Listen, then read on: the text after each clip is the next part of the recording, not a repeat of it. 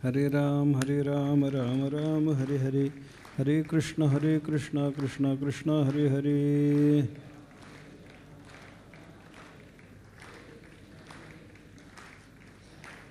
हरे राम राम राम हरे हरे, हरे कृष्ण कृष्ण कृष्ण हरे हरे।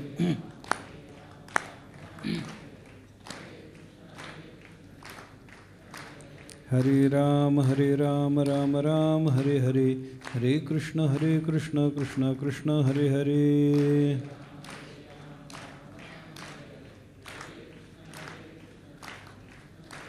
हरे राम राम हरे हरे, हरे कृष्ण कृष्ण कृष्ण हरे हरे।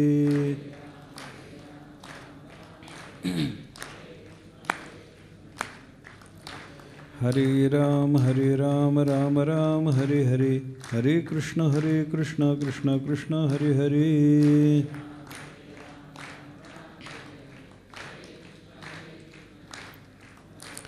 हरे राम राम हरे हरे, हरे कृष्ण कृष्ण कृष्ण हरे हरे।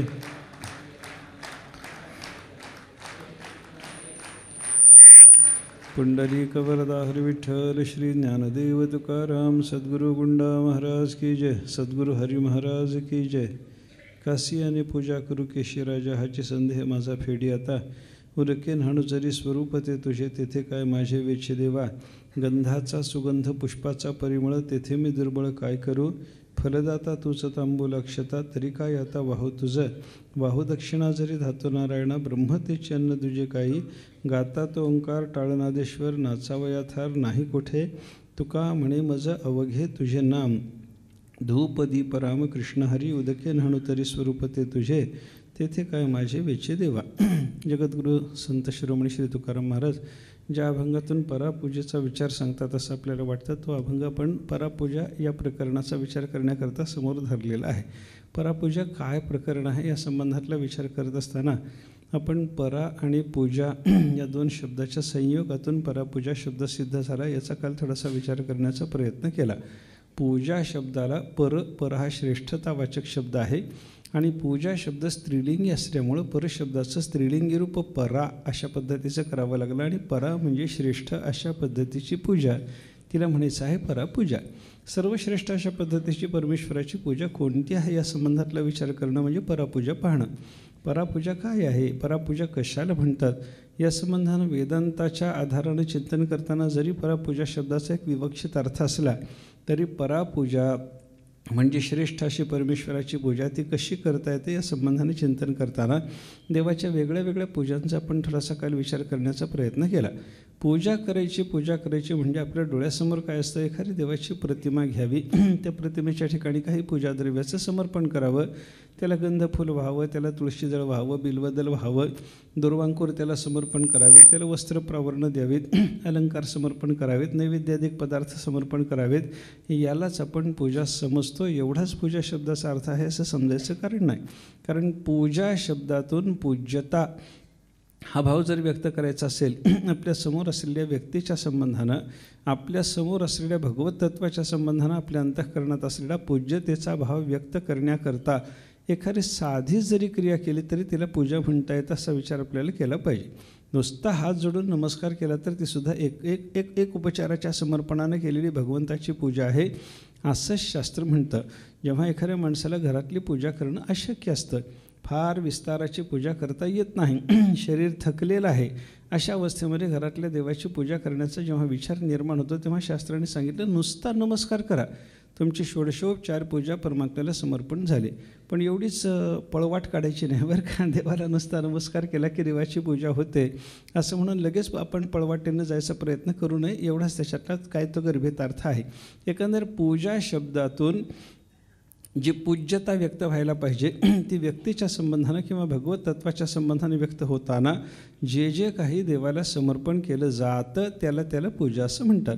म्हणून अर्चन हा भक्तिप्रकार जो आपल्याला पाहायला सापडतो ना, श्रवणम कीर्तनम विष्णुस्मरणम पारसेवनम अर्चनम, हे अर्चन म्हणजे देवाची पूजा करणं।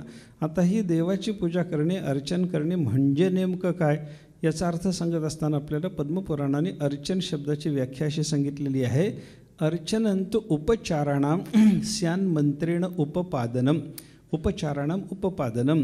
आपल्याकडे असणारे भगवंताच्यासाठी जे जे काही उपचार असतील ते देवाला समर्पण करणं. पण ते कसे समर्पण करायचे या संबंधातला विचार असा सांगितला. मंत्रोच्चारपूर्वक आपल्याकडे असलेले सगळेच्या सगळे उपचार आपण परमात्म्याला समर्पण केले पाहिजे. गंध समर्पण करायचं आहे. गंध हा एक उपचार आहे. मग हा गंध नावाचा उपचार समर्पण करण्याकरता काही वैदिक मंत्र असतात, काही पौराणिक मंत्र असतात, काही तांत्रिक मंत्र असतात, काही संत महात्म्याच्या वाङ्मयातून येणाऱ्या वचनाच्या रूपाचे मंत्र असतात. हा कोणताही मंत्र वापरा आणि तो देवाला उपचार समर्पण करा असा जो प्रकार आहे त्याला काय म्हणायचं? मंत्रोच्चारपूर्वक उपचाराचं भगवंताला निवेदन करणं. याला अर्चन असं म्हणतात, याला पूजन असं म्हणतात. हे पूजन मग अनेक पद्धतीनं करता येतं. श्रेष्ठ अशा पद्धतीची पूजा कशी असू शकते या संबंधातला विचार पाहत असताना आपण पूजेचे काल 2-3 प्रकार पाहिले होते. त्याच्यामध्ये आपण असं लक्षात घेतलं की परमात्म्याचा श्रीविग्रह सिद्ध करताना, देवाची मूर्ती प्रतिमा तयार करत असताना ती 8 पद्धतीची मूर्ती करता येते असा एक विचार काल आपण पाहिला होता. शैली, दारुमयी, लौही, लेप्या, लेख्याच, सैकती, मनोमयी, मणिमयी प्रतिमा, अष्टविधा स्मृता. 8 पद्धतीनं देवाची प्रतिमा करता येते. शैली म्हणजे पाषाणाची प्रतिमा आहे. दारुमय म्हणजे लाकडाची देवाची प्रतिमा आहे. शैली दारुमयी. लौही धातूची देवाची प्रतिमा आहे. लेप्या लेप देऊन केलेली भगवंताची प्रतिमा आहे. लेख्या लिहून काढलेली म्हणजे चित्राच्या रूपाची देवाची प्रतिमा आहे. सैकती म्हणजे वाळूच्यापासून निर्माण केलेली भगवंताची मूर्ती आहे. मनोमयी आपल्या अंतःकरणामध्ये देवाची मानसपूजा करण्याकरता म्हणून आपण देवाचे धारण केलेली जी मनोमय मूर्ती असते ती एक भगवंताची प्रतिमा आहे. आणि मणिमयी, एखादा जर कोणी संपन्न मनुष्य असला तर त्याच्याकडं रत्नाची, हिऱ्याची अशी देवाची प्रतिमा असू शकते. अशा 8 प्रकारच्या भगवंताच्या प्रतिमा आणि त्या भगवंताच्या प्रतिमेच्या ठिकाणी पूजाद्रव्याचं समर्पण करत करत केलेली देवाची पूजा, हा एक पूजेचा प्रकार आपल्याला पाहता येतो. आपल्या आपल्या वैभवानुसार, आपल्याजवळ असलेल्या परिस्थितीनुसार आपण देवाची तशा पद्धतीची पूजा करू शकतो. कोणी सामान्य उपचार देऊन देवाची पूजा करेल, तर कोणी राजोपचार देऊन देवाची पूजा करेल. एखाद्याला भगवंताला हत्ती समर्पण करणं शक्य आहे म्हणून एखाद्याला समर्पण करणं शक्य नाही, त्यानं काहीच करू नये असं मात्र मुळीच नाही. भगवंताला काहीही समर्पण केलेलं चालतं. देवाच्या समर्पणाचा विचार करत असताना अतिशय अल्पस्वल्प समर्पणही परमात्मा कसा स्वीकारतो त्या संबंधातली वर्णनं आपण जर पाहिली तर भगवद्गीतेत देवाने केलेलं चिंतन आपल्याला लक्षात घेता येण्यासारखं आहे. देवाने सांगितलं ना, पत्रम पुष्पम फलम तोयम योमे भक्त्या प्रयच्छते तदहम भक्तिपुरतम अशनामी प्रयतात्मनः. शुद्ध चित्ताच्या मनुष्यानं, भक्तानं अंतःकरणपूर्वक भगवंताशी जोडला गेलेला असा जो महात्मा आहे त्या महात्म्यानं देवाला समर्पण केलेलं एखादं झाडाचं पान, एखादं झाडाचं फूल, एखादं झाडाचं फळ एवढंही नाही जमलं तर मग भगवंताला घोडभर पाणीही जरी समर्पण केलं तरी परमात्मा ते सगळं स्वीकारायला तयार आहे. हे सगळे उपचारच आहेत. देवाला एक झाडाचं पान समर्पण केलं हा सुद्धा एक प्रकारचा उपचार झाला. परमात्म्याला एखादं फूल समर्पण केलं हा सुद्धा उपचार समर्पण करून पूजा करण्याचा प्रकार झाला. एखादं फळ एखाद्या भक्तानं दिलं तर ते सुद्धा एक प्रकारची पूजा झाली. आणि घोडभर पाणीही देवाला समर्पण केलं त्याच्यातूनही भगवंताची पूजा होते असाच विचार आपल्याला पाहायला सापडतो. कारण पूजा शब्दातून व्यक्त होणारा पूज्यतेचा भाग तो देवाच्या संबंधाने व्यक्त झाला की देवाची आपल्याला प्रसन्नता प्राप्त होणार. आणि ज्या ज्या उपचाराच्या समर्पणातून परमात्म्याचा संतोष सिद्ध झाला अशी उदाहरणं आपल्याला पुराण इतिहासातून पाहायला सापडतात. त्या उपचाराचं समर्पण करून केलेली ती भगवंताची पूजा आहे असं आपल्याला म्हणता येतं. एक नुसतं झाडाचं तुळशीदळ जरी समर्पण केलं भगवंताला आपण तरी त्याच्यातूनही परमात्मा संतुष्ट होतो अशी वर्णनं संतांनी केलेलीच आहेत. भावे तुळशीदळ पाणी जोडा हात, म्हणावे पतित वेळोवेळा, एवढा जगदानी मागे तुळशीदळ पाणी असं तुकाराम महाराजांसारखे संत महात्मे म्हणतात ना. जगदानी सगळ्या जगाला वाटेल ते देण्याच्या कामात समर्थ असलेला असा हा परमात्मा पण भक्तापासून अपेक्षा कशाची करतो? मागे तुळशी दळ पाणी, एक तुळशीचं दळ, घोटभर पाणी एवढी अपेक्षा त्या देवाच्या अंतःकरणामध्ये आपल्या संबंधानं असल्यामुळं माणसाने काय करावं? भावे तुळशीदळ पाणी जोडा हात, भक्तिभावानं परमेश्वराला एक तुळशीदळ समर्पण करा, हात जोडा, म्हणावे पतित वेळोवेळा, मी पतित आहे, मी अपराधी आहे हे देवाच्या समोर प्रामाणिकपणानं वेळोवेळेला कबूल करावं. एवढं केलं की देवाची पूजा झाली. मी अपराधी आहे हे बोलून दाखवलं तरी देवाची पूजा झाली. एक घोटभर पाणी समर्पण केलं तरी देवाची पूजा झाली. हात जोडून देवाला नुसता नमस्कार केला तरी देवाची पूजा झाली. एक तुळशीदळ भगवंताला समर्पण केलं तरी ती देवाची नुसती पूजा झाली. असं आपल्याला चिंतन शास्त्राच्या आधारानं करता येतं बरं का. बघा, एक तुळशीदळ देणं याच्यातून भगवंतांनी कशी प्रसन्नता व्यक्त केली याचा विचार जर आपल्याला पाहायचा झाला तर रुक्मिणी मातेने एक तुळशीदळ देवाला समर्पण केल्याची कथा आहे. काय झालं, एकदा देवर्षी नारद द्वारकेमध्ये आले. द्वारकेत आल्याच्यानंतर नारदाने काय केलं, सत्यभामेचं घर गाठलं. सत्यभामेच्या घरी गेल्यानंतर नारदाचं स्वागत वगैरे सत्यभामेनं केलं, नमस्कार केला, पूजा वगैरे केली. आणि नमस्कार करून सत्यभामा नारदांच्या समोर बसली असताना नारदाने विचारलं, सत्यभामे काही पाहिजे असलं तर मागून घे. सत्यभामेनं सांगितलं, काही नाही म्हणे, माझ्या अंतःकरणात अशी इच्छा होती की बाबा भगवान श्रीकृष्ण परमात्मा या जन्मात आपल्याला पती म्हणून लाभलेले आहेत, हेच जन्मोजन्मी पती म्हणून लाभावेत असा माझा विचार आहे. याच्याकरता काय करावं लागेल सांगा ना. हाच पती मला पुन्हा मिळावा. श्रीकृष्ण परमात्मा या जन्मात पती म्हणून प्राप्त झाले, पुन्हा पुढच्या जन्मात, त्याच्या पुढच्या जन्मात असं वारंवार मला भगवान श्रीकृष्ण परमात्माच पती म्हणून लाभावेत. याच्याकरता काही व्रत वैकल्य तुम्ही सांगणार असाल तर ते करायची माझी तयारी आहे, काय सांगता बोला. नारदाने तिची चेष्टा करण्याच्या निमित्तानं सांगितलं, पण सत्यभामे असं आहे, शास्त्र असं सांगतं, जी वस्तू आपल्याला पुढच्या जन्मामध्ये अपेक्षित आहे मनुष्यानं ती या जन्मात दान करावी, म्हणजे ती पुढच्या जन्मामध्ये मिळते असा विचार आहे. आपल्याला घर असावं, राहायला असं चांगलं वाटतं ना, पुढच्या जन्मातही आपल्याला छानसं घर राहावं असं वाटतं ना, माणसाने घराचं दान करावं. मनुष्याला शेत भरपूर असावं वाटतं ना, त्यानं शेतीचं एखाद्या थोडं फार तरी शेत दान करावं. जी वस्तू आपल्याला पुढच्या जन्मामध्ये विपुल प्रमाणात अपेक्षित आहे ती वस्तू या जन्मामध्ये थोडीशी दान केली म्हणजे ते आपल्याला पुढच्या जन्मामध्ये विपुल प्रमाणात प्राप्त होते, असा शास्त्राचा विचार आहे. नारदाने असं सत्यभामेला सांगितलं. मग सत्यभामा म्हणायला लागली, मग तुमचं म्हणणं काय नारदा, भगवान श्रीकृष्ण परमात्मा मला पुढच्या जन्मात पती म्हणून पाहिजे असतील, या जन्मात मी काय करावं. नारद म्हणाले, बोललो ना, जे पुढच्या जन्मामध्ये पाहिजे वाटतं ते या जन्मामध्ये दान करावं लागतं. मग श्रीकृष्ण परमात्मा जर मला पुढच्या जन्मामध्ये पती म्हणून पाहिजे असतील तर मी श्रीकृष्णाचं दान करायचं का. नारद म्हणले, हो, तू श्रीकृष्णाचं दान करायला तयार हो, तू दान कर, तुला पुढच्या जन्मामध्ये भगवान श्रीकृष्ण परमात्मा पती म्हणून प्राप्त होतील. आता श्रीकृष्णाचं दान करायला सत्यभामा म्हणायला लागली, मी करीन हो, पण घेणारा कोण, माझ्यासमोर कोणीतरी घेणारा असला पाहिजे ना, ज्यानं मी दिलेला माझा नवरा मी ज्याला समर्पण केला त्यानं तर नेला पाहिजे ना. नारद म्हणायला लागले, काही काळजी करू नको, म्हणजे सत्यभामे तू जर दान करायला तयार असशील तर भगवंताचं दान घ्यायला मी तयार आहे. आता नारदाने तशा पद्धतीची भाषा बोलल्याच्या नंतर सत्यभामेला मोह निर्माण झाला. सत्यभामेनं सांगितलं, काही अडचण नाही, मी दान करायला तयार आहे, आपण घ्यायला तयार असाल तर मी लगेच दान करते म्हणे. नारदाने तिला सांगितलं, बस ना, लगेच संकल्प कर ना. तिला संकल्प करायला सांगितला, मला जन्मजन्मांतरामध्ये भगवान श्रीकृष्ण परमात्मा पती म्हणून लाभावेत यासाठी या जन्मामध्ये नारदासारख्या सत्पात्राला मी आज माझा पती भगवान श्रीकृष्ण परमात्मा दान देते असं म्हणून त्यानं संकल्प सोडला. संकल्पाचं पाणी हातात पडलं न पडलं तसा ओला हात घेऊन भगवान श्रीकृष्ण परमात्म्याला भेटायला नारद सुधर्मा सभेमध्ये आले. सुधर्मा सभेमध्ये भगवान राज्याचं काम बघत बसलेले. भगवंतांनी नारदाचं स्वागत केलं. या नारदा, कुठं आलात. तुमच्याकडे चालू म्हणे. कशा करता.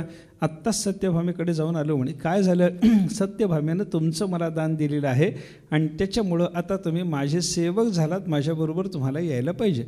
देवाने काही तक्रार केली नाही बरं का. तुकाराम महाराजांनी वर्णन केलं, सत्यभामा दान करी उजूर नाही अंगीकारी, सेवकाच्या श्री धरुणी चाले पादुका.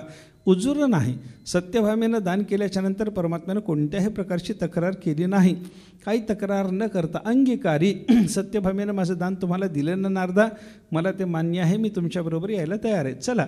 नारद भगवंताला घेऊन निघाले आणि रस्त्यानं जाताना देवाने विचारलं नारदाला, नारदा आता तुम्ही मला घेऊन जात आहात, माझं दान तुम्हाला माझ्या बायकोनं दिलेलं आहे, आता एका बायकोचा अधिकार नाही, मला 16,108 बायका आहे, त्या सगळ्या बायकांनी दान दिला तर मी तुमचा होतो, असं काही परमात्मा बोलले नाहीत. सत्यभामेनं दान दिलं म्हणल्याच्यानंतर नारदासारख्या साधुपुरुषाचा सहवास घडतो, नारदासारख्या साधुपुरुषाची आपल्याला सेवा करायला मिळते. एवढ्या एका भावनेनं भगवान श्रीकृष्ण परमात्मा सत्यभामे हे नारदाच्या बरोबर जायला निघाले.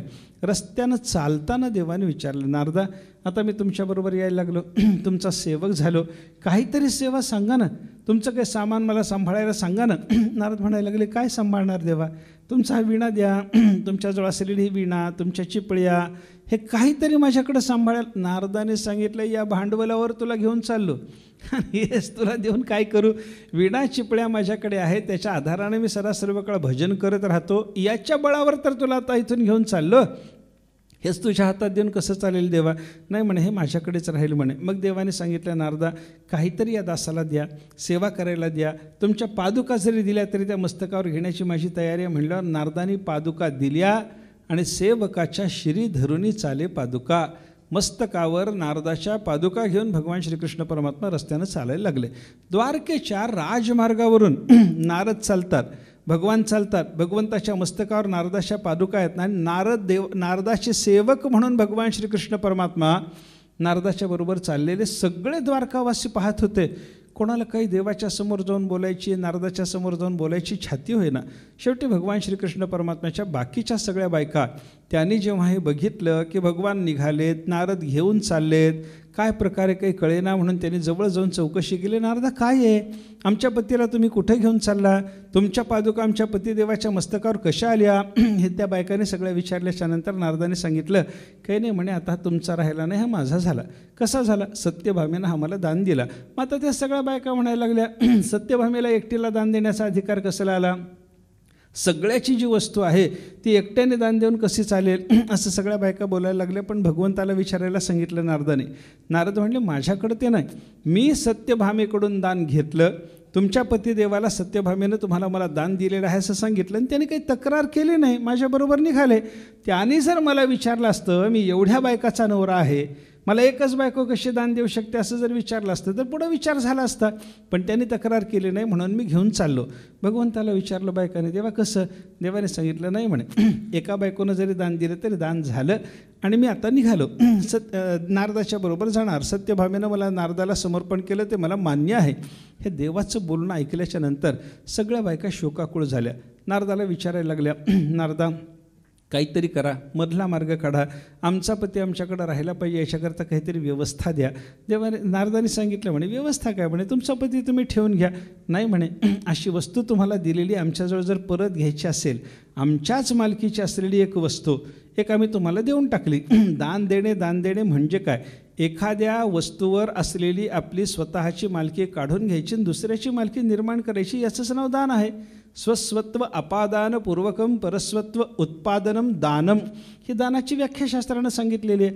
आपलं असते, आपली मालकी काढून घ्यायची, दुसऱ्याची मालकी निर्माण करायची. ज्याची मालकी निर्माण केली त्याला ती वस्तू दान दिली, ज्यानं आपली मालकी काढून घेतली त्यानं ती दान दिली. असं होतं.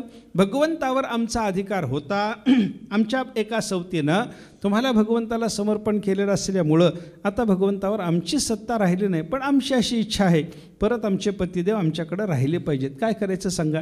नारदाने सांगितलं, ठेवून घ्या ना. तसं नाही म्हणे, एक दिलेली वस्तू जशीच्या तशी परत जर आम्ही घ्यायला लागलो तर दिलेलं दान परत घेण्यामध्ये दोष असतो म्हणे, याच्याकरता तुम्ही काहीतरी मधला मार्ग सांगा. नारदाने सांगितलं, एक करा म्हणे. काय, तुम्हाला भगवान परत पाहिजेत ना, हो, तुमचा पती परत जर पाहिजे असेल तर एक काम करा, एक तराजू आणा, एका पारड्यामध्ये देवाला बसवा आणि देवाच्या भारोभार सुवर्ण मला समर्पण करा.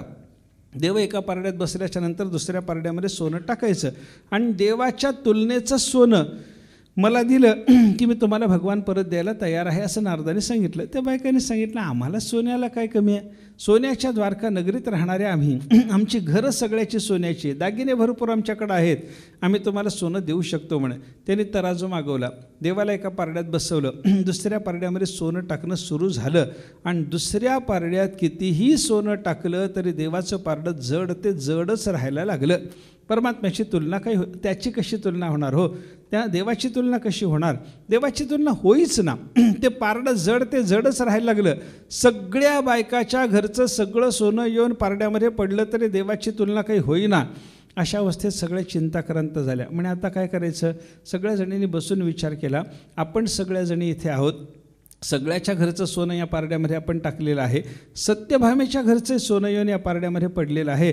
फक्त रुक्मिणी आई इथं नाही आहे म्हण. आणि रुक्मिणीच्या घरचं सोनं आल्याच्याशिवाय कदाचित हे पारडं झुकणार नाही असा विचार करून रुक्मिणीच्याकडे सगळ्या गेल्या आणि रुक्मिणीला विनंती करायला लागल्या. असा प्रकार झालेला आहे, काय करायचं सांगा. रुक्मिणी मातेनं सांगितलं तसं होत नाही म्हण. देवाची तुला सुवर्णाच्या सोबत करणं कोणालाही शक्य होत नाही, कारण त्याला तुलनाच नाही आहे. त्याला तुलनाच नाही, तो अतुलनीय आहे. अशा अवस्थेत त्याची तुलना करता कशी? मग काय करावं लागेल? अतुलनीय असलेल्या परमात्म्याची तुलना करण्याकरता अतुलनीय पदार्थच आणावा लागतो असं रुक्मिणीनं सांगितलं. आता कोणता अतुलनीय पदार्थ आणायचा?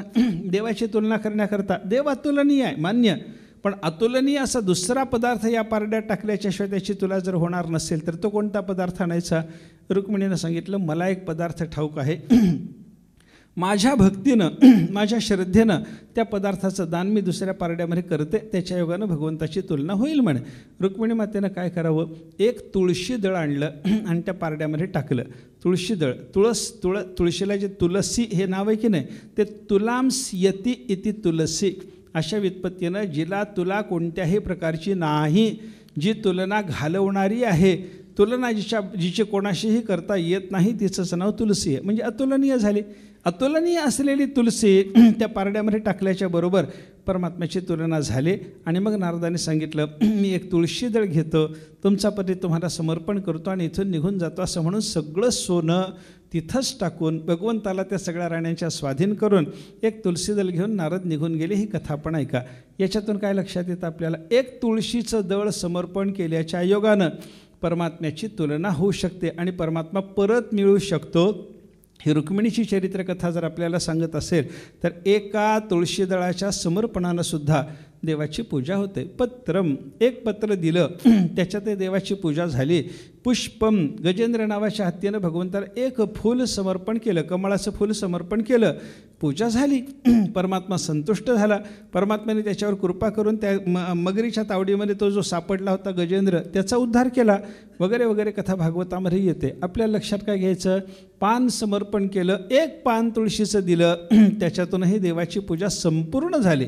कारण संतोष ज्या अर्थी देवाचा सिद्ध व्हायला लागला त्या अर्थी ती पूजा पूर्णपणे झालेली आहे असं आपल्याला म्हणावं लागतं.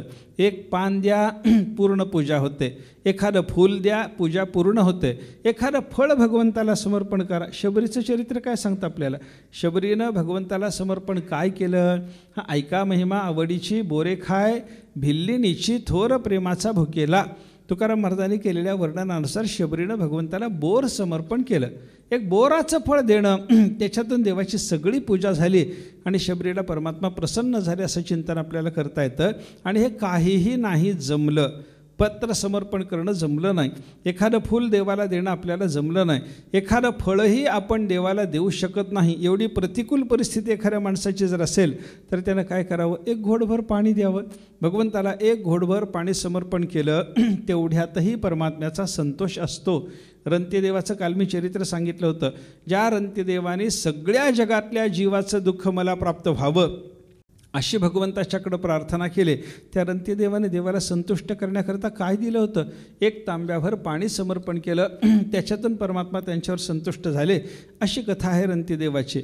याचा अर्थ काय? देवाच्या संतोषासाठी, देवाच्या सन्मानासाठी परमात्म्याची केली जाणारी जी पूजा असते ती पूजा कशाही पद्धतीची असू शकते. आता एक पत्र आपण विचार काय केला? सामान्य उपचाराचं समर्पण, राजोपचाराचं समर्पण, पंचोपचाराचं समर्पण जसं आहे तसं षोडशोपचाराचं समर्पण आहे. थोडे सामान्य उपचार जसे देवाला समर्पण करता येतात तसे राजोपचारही भगवंताला समर्पण करता येतात. याच्यातली श्रेष्ठ पूजा कोणती हो? याचा विचार जर आपण करायला लागलो तर केवळ उपचाराच्या समर्पणावर पूजेचा श्रेष्ठपणा अवलंबून नाही. पूजेची श्रेष्ठता जर विचारात घ्यायची असेल तर त्याच्याकरता ती पूजा करताना ते उपचार समर्पण करणाऱ्याच्या अंतःकरणातल्या भक्तिभावाचा मोठेपणा विचारात घ्यावा लागतो. अंतःकरणातली भक्ती मोठी असेल त्याच्याकडून होणारी पूजा मोठी आहे. एक पान झाडाचं समर्पण केलं त्याच्यानं परमात्मा संतुष्ट होतो समजायचं कारण नाही. ते पान समर्पण करणाऱ्याचा भक्तिभाव मोठा आहे. म्हणून परमात्मा ती मोठी पूजा मानतो आणि त्याच्याने संतुष्ट होतो. घोटभर पाणी देणाऱ्या रंतीदेवाच्या अंतःकरणातला भक्तिभाव श्रेष्ठ आहे, म्हणून त्यांचं एक घोटभर पाणी घेऊन परमात्मा त्यांना संतुष्ट होतो. शबरीनं बोरं समर्पण करत असताना ते उष्ट बोर आहे म्हणून देव संतुष्ट होत नाही, ते बोर देतानाचा शबरीचा भक्तिभाव मोठा आहे म्हणून परमात्मा तिला संतुष्ट होतो. हे सगळं जर लक्षात घेतलं तर उपचाराच्या समर्पणाला महत्त्व नसून अंतःकरणातल्या भावनेला पूजेच्या बाबतीमध्ये महत्त्व आहे, ही गोष्ट आपल्याला लक्षात घेता येते बरं का. असं ज्याच्या अंतःकरणातला भाव विशुद्ध आहे, ज्याच्या अंतःकरणातली परमात्म्याच्या संबंधातली भक्ती पूर्ण आहे, ओतप्रोत भक्ती ज्याच्या अंतःकरणामध्ये भरलेली आहे, अशा मनुष्यानं काहीही देवाला समर्पण केलं तर ती परा म्हणजे श्रेष्ठ अशा पद्धतीची पूजा आपल्याला मानता येते. एक फूल दिलं तरी श्रेष्ठ पूजा, एक पान दिलं तरी श्रेष्ठ पूजा, असं चिंतन आपल्याला त्याच्याबद्दल करता येतं. हा एक विचार बरं का.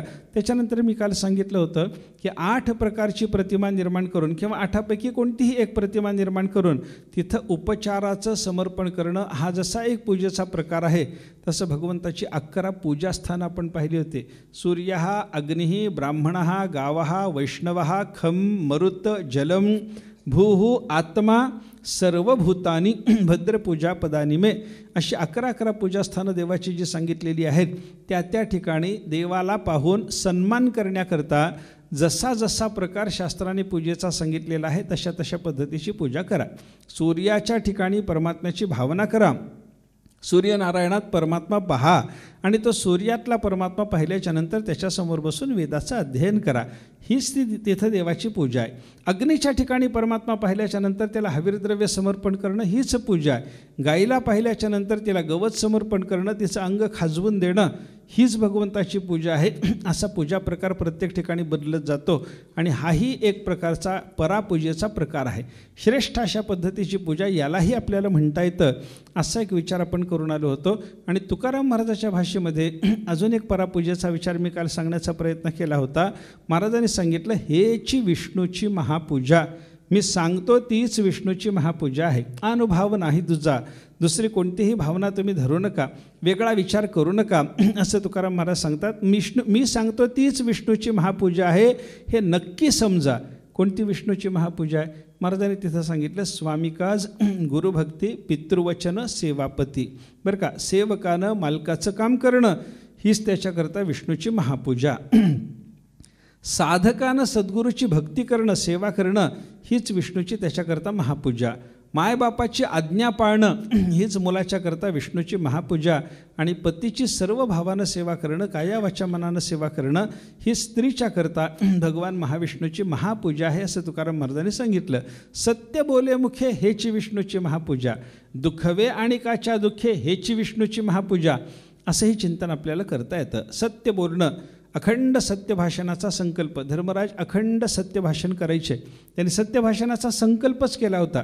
ते काय होतं, कौरव पांडवाला द्रोणाचार्य जेव्हा धनुर्विद्या शिकवित होते की नाही, धनुर्विद्या शिकवता शिकवता काही नीतीचे पाठ ते सांगायचे.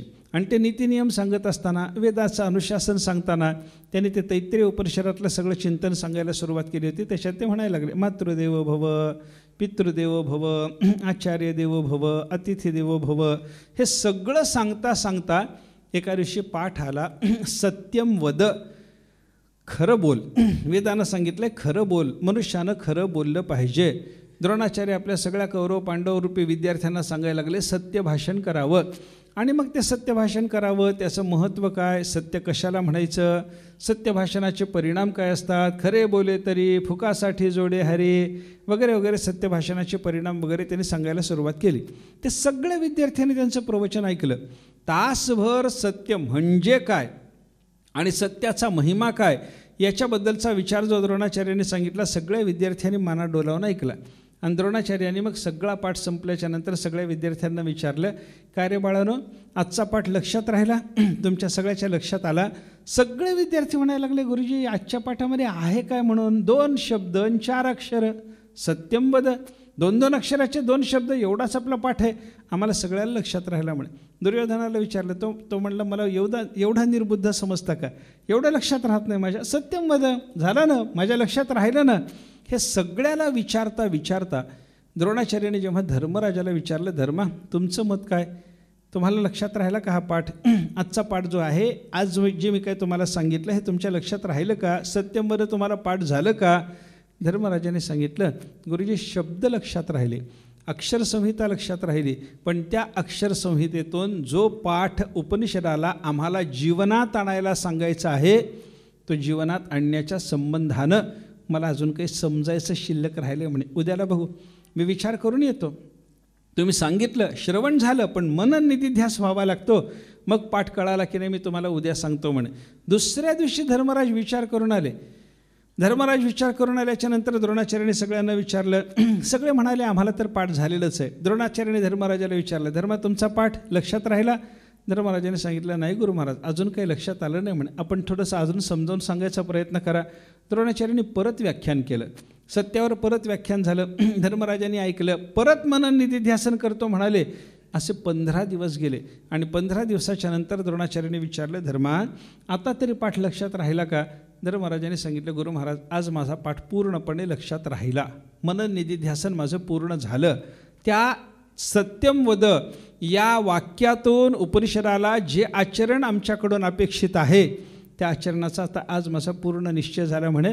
म्हणून वर्गात उभं राहून धर्मराजांनी प्रतिज्ञा केली, सपदी विलय मे तुमे राज्यलक्ष्मीही उपरी पतंतु अथवा कृपाणधाराः अपहरतु तराम शिरः कृतांतो मम तु मतिर् न मनागपैती धर्मात.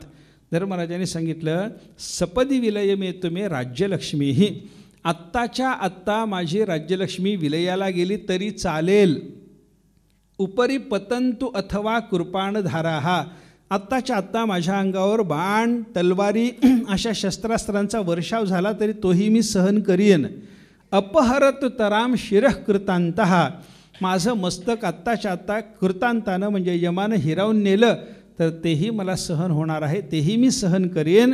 मम तु मतिर् न मनागपैती धर्मात. याच्यासारखी मोठी मोठी संकटं, मी आत्ता जे तुम्हाला बोललो ही सगळी संकटं एकदम माझ्यावर जरी पडली किंवा अशी अजूनही संकटं माझ्यावर आली तरी याच्या पुढं सत्य वक्तृत्वाचं जे धर्मीय व्रत आहे त्या धर्मीय व्रतापासून माझी बुद्धी कधी विचलित होणार नाही, होणार नाही, होणार नाही. धर्मराजांनी प्रतिज्ञा केली आणि त्या दिवसापासून धर्मराज सत्यभाषण करायला लागले.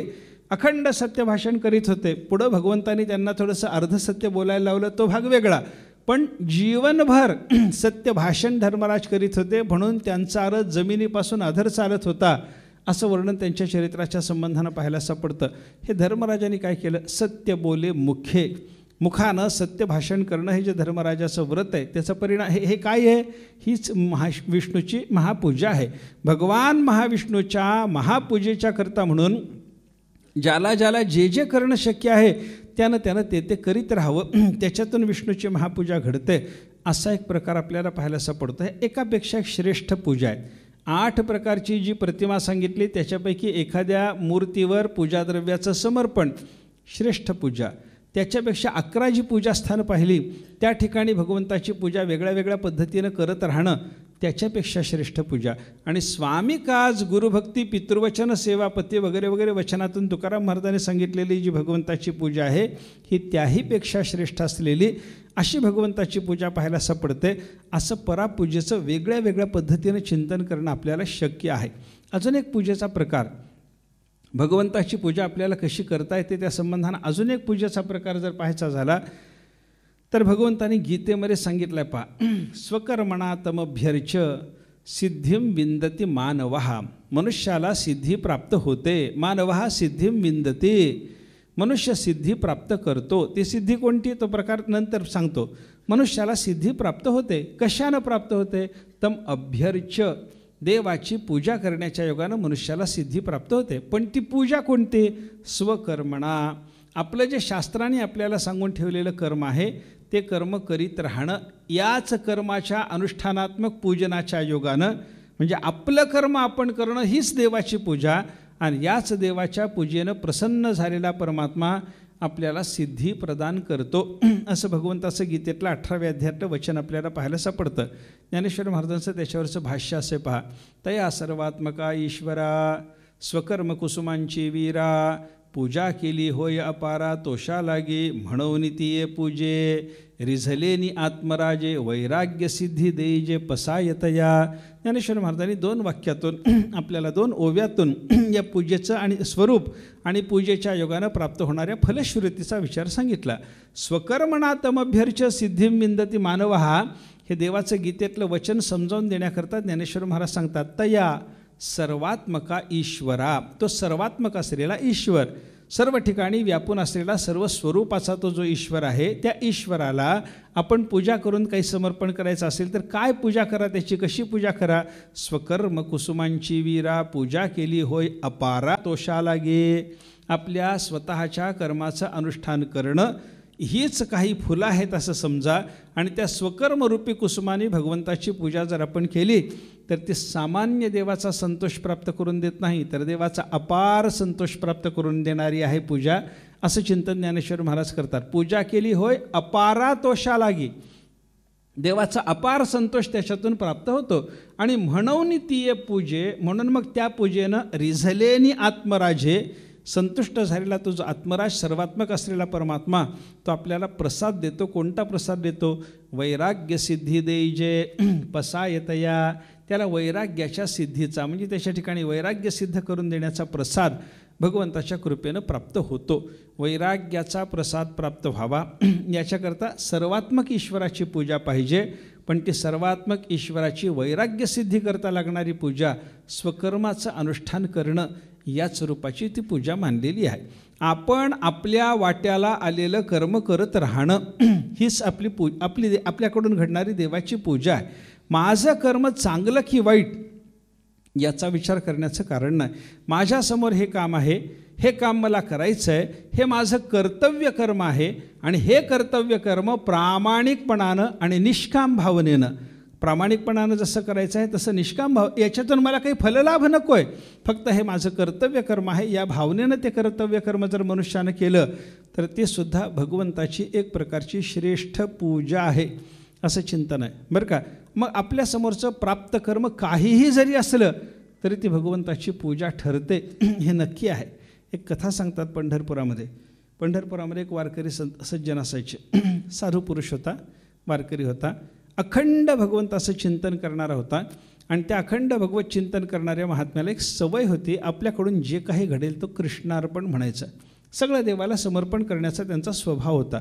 काहीही करा कृष्णार्पण म्हणायचे. भोजन केलं कृष्णार्पण म्हणायचं, म्हणजे माझ्या पोटालाच मी जेवायचं, पण पोटावर हात फिरवता फिरवता कृष्णार्पण वस्तू म्हणायचं. म्हणजे काय? ते देवाला समर्पण झालं. ती एक प्रकारची देवाची सेवा झाली. पूजा आपलंच कर्म आपण करत राहायचं आणि कृष्णार्पण म्हणलं ही भावना त्याच्यामध्ये ठेवली, त्याच्यातून देवाची सेवा होते, पूजा होते, असा भाव त्याने लक्षात घेतला होता आणि ते तसं करीत राहायचे बरं का. एकदा त्यांना लोकांनी विचारलं, काही करताना कृष्णार्पण म्हणता. एका दिवशी त्यांचं रस्त्यानं जाता जाता एका माणसाशी भांडण झालं. बराच वेळ भांडण झालं. तो माणूस बराच वेळ यांना भांडत राहिला नाही, त्याला प्रतिकाराचं काहीतरी थोडंसं बोलत राहिले आणि भांडण संपलं. लोक पांगले. एक माणूस, सज्जन मनुष्य त्यांच्याजवळ उभा होता. तो बघत होता, हे वारकरी आहेत, हे सज्जन आहेत, हे साधू म्हणून प्रसिद्ध आहेत. आत्ता बराच वेळ यांच्याशी हा माणूस प्रतिवाद करत होता. त्याला हे बोलत असताना हेही काहीतरी बोलत होते. बराच वेळ यांचं भांडण चाललं. पुढं हे काय करतात बघावं असं म्हणून तो थोडासा दबा धरून उभा होता. तेव्हा त्याला असं लक्षात आलं, त्यानं असं पाहिलं, सगळे लोक बाजूला झाले. हा महात्मा हसला, पांडुरंगाचं स्मरण केलं. पांडुरंगा, आत्ता झालेलं भांडण कृष्णार्पणमस्तु. प्राप्त झालेलं ते भांडण होतं, त्यांनी उपस्थित करून घेतलेलं नव्हतं बरं का. त्याच्याकडे त्या माणसाने येऊन भांडण केलेलं होतं. त्याच्यामुळं तो भांडण करत असताना त्याच्याशी प्रतिवाद करणं हे माझं स्वकर्म आहे.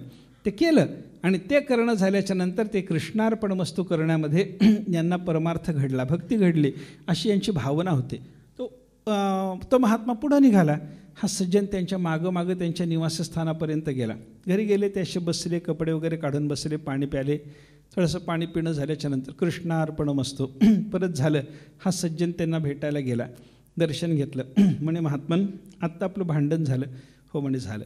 पाहिलं मी, म्हणे, मी पाहिलं ते भांडण तुमचं. त्या महात्म्याने सांगितलं, ठीक, अरे गावाने पाहिलं, तू पाहिलं, याच्यामध्ये नवल काय? नाही, आपण एवढे मोठे महात्मा तरी भांडलात हे मी पाहिलं म्हणे. हो, ते ठीक आहे म्हणे, सगळ्या जगानेच पाहिलं, त्याच्यात तू पाहिलं, याच्यामध्ये नवल काय? ठीक आहे, तो म्हणायला लागला की महाराज पण त्याच्या पुढचंही मी पाहिलं. काय पाहिलं? ते भांडण झाल्याच्या नंतर सगळे लोक पांगले आणि मग तुम्ही एकटेच असताना देवाचं स्मरण करून देवाला म्हणाला, देवा आत्ता झालेलं भांडण कृष्णार्पणमस्तु. खरंच असं होतं का हो? हे भांडणसुद्धा कृष्णार्पण होतं का हो? तुम्ही करता ती कृती तुम्हाला कृष्णार्पण करता येते का हो? महात्म्याने सांगितलं, करता येते म्हणे, करता येते. असं कसं होतं? ते म्हणायला लागले, तू करून बघ ना.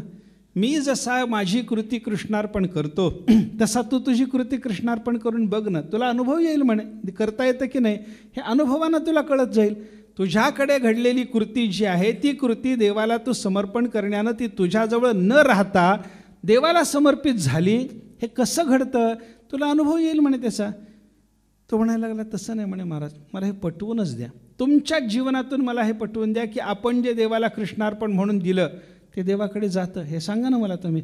महात्मा म्हणायला लागले, बाबा मला काही ते सांगता येणार नाही, मी तुला सांगतोय, तू अनुभव घे. जे काही करशील ते भगवंताला समर्पण असं म्हणत जा, तुझं ते देवाकडे गेल्याचा तुला अनुभव येत राहील म्हणे. याला काही ते पटेना. महात्म्याजवळून उठला, आपल्या घरी गेला, 2-4 दिवस राहिला निवांतपणे. आणि एका दिवशी असा प्रकार घडला की हे महात्मा सकाळच्या वेळेला हा भक्त त्यांच्या घरासमोरून चालला होता. ते महात्मा घरात एकटेच असायचे. एक खोली होती लहानशी त्यांची, तिथंच त्यांचं सामान वगैरे असायचं. सकाळी उठून त्या महात्म्याने घर साफ केलं, सगळं घर झाडून घेतलं. आणि घर झाडून घेणं झाल्याच्या नंतर सुपलीत सगळा कचरा भरला आणि कचरा बाहेर टाकायला आले. तेव्हा हा माणूस पाहायला गेला, हे काय करतात आता. त्याने तो कचरा टाकला आणि कृष्णार्पणमस्तु म्हणाले. कचरा टाकल्यावर कृष्णार्पणमस्तु म्हणाल्यावर या महात्म्याला, या समोरून जाणाऱ्या माणसाला, हा सज्जन होता, महात्म्याच्याविषयी त्याला श्रद्धाभाव होता. त्या श्रद्धाभावापोटी यानं विचार केला, यांनी आत्ता कचरा टाकलाय घराच्या बाहेर आणि हा कचरा टाकत असताना हे कृष्णार्पणमस्तु म्हणाले. काय प्रकार झाला असावा? या महात्म्याने तरी मला सांगितलं की आपण जे देवाला समर्पण करू ते देवाला प्राप्त होतं. आपण देवाच्या दर्शनाला जाऊन पाहू म्हणे. सकाळची काकड्याची वेळ होते. तो मनुष्य भगवंताच्या दर्शनाला गेला, काकड्याला गेला. काकड्याकरता सगळी भक्तमंडळी जमा झाली. देवाचं द्वार उघडलं गेलं आणि पाहायला लागले सगळे, तर देवाच्या अंगावर तो कचरा पडलेला होता. देवाने आनंदाने तो कचरा अंगावर धारण केलेला होता. सगळ्या भक्तमंडळींनी तो कचरा साफ करत असताना एवढा कचरा आला कुठून? सगळ्याच्या अंतःकरणाला संदेह होता. पण हा जो वारकरी, हा जो सज्जन तिथं, त्या वारकऱ्यांनी कचरा टाकत असताना कृष्णार्पणमस्तु हे त्याच्या मुखातले शब्द ऐकून मुद्दाम पाहायला आला होता.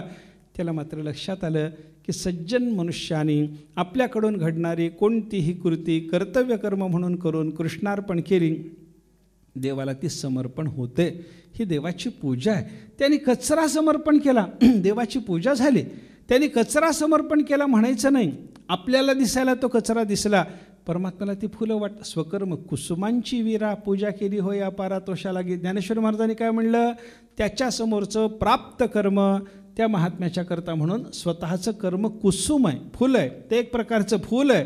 ते फूल देवाला त्याने समर्पण केलं आणि देवाची पूजा केली, असं त्याच्यातून आपल्याला लक्षात घेतलं पाहिजे. म्हणजे स्वतःच्या कर्माचं अनुष्ठान करणे, निष्काम भावानं ते अनुष्ठान करणे, हे सुद्धा देवाची एक प्रकारची पूजा आहे. ते महाभारतामध्ये येतं पहा. भगवान श्रीकृष्ण परमात्मा हे अर्जुनाच्या रथामध्ये बसलेले असायचे आणि भीष्माचार्याचं अर्जुनाचं युद्ध होत असताना अर्जुनाचा रथ, भीष्माचार्याचा रथ एकमेकाच्या रथासमोर आले आणि भगवान श्रीकृष्ण परमात्म्याच्याकडं पाहिल्यावर भीष्माचार्याच्या अंतःकरणावर असा द्वेष आला की हा याच्या रथाचं संचलन करतो म्हणून हा विजयी होतो काय? या अर्जुनाला आज मी घाम फोडीन, या अर्जुनाला आज युद्ध मी व्यवस्थितरित्यानं करू देणार नाही. आणि याच्याकरता अर्जुनावर जसे बाण चालवायचे तसे भीष्माचार्याने काय केलं? याच्या रथाचं संचलन कृष्णाला करता येऊ नये याकरता कृष्णाला घायाळ करायचं ठरवलं. आणि श्रीकृष्णाच्या हातात अर्जुनाच्या घोड्याचे जे लगाम होते ते लगाम कृष्णाला पकडता येऊ नयेत याच्याकरता भीष्माचार्याने सुयासारखे लहान लहान बाण काढले. म्हणे महाभारतात वर्णन आहे. सुयासारखे लहान लहान बाण काढले आणि ते बाण भगवंताच्या बोटाला मारले. बोटाला बाण लागला की रक्ताची चिळकांडी उडायची, बोटाच्या चिंध्या व्हायच्या, तो लगाम व्यवस्थित धरता येऊ नये देवाला अशी स्थिती व्हायची. देवाने हात झटकायचा आणि हात झटकता झटकता भीष्माचार्याचं कौतुक करायचं. वा भीष्मा, याला म्हणतात पराक्रम. वा भीष्मा, याला म्हणतात पुरुषार्थ. वा भीष्मा, याला म्हणतात कर्तव्यनिष्ठा.